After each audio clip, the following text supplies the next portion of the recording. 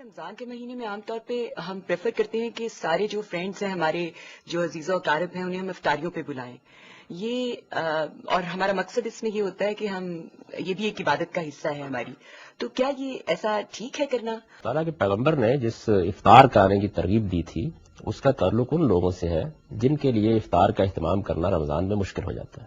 یعنی آپ کے کوئی غریب اعزاء ہیں، اقربا ہیں، آپ کے علاقے میں کوئی مسکین لوگ ہیں، آپ نے ان کے لیے افطار کا اہتمام کر دیا. یہ بڑے اجر و ثواب کی بات ہے. کسی روزہ دار کو آپ نے محبت سے اپنے ہاں بلایا اور یہ کہا کہ یہ دعوت شیراز ہے، آپ بھی اس میں شریک ہو جائیں.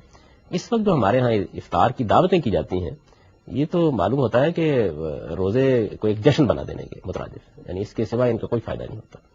میری تو انتہائی آرزو یہ ہوتی ہے کہ اس طرح کی دعوتوں کے معاملے میں لوگ معذرت قبول کر لیں اور آدمی اطمینان کے ساتھ اپنے گھر میں جو دال ساگ ہے اسے روزہ افطار کرے.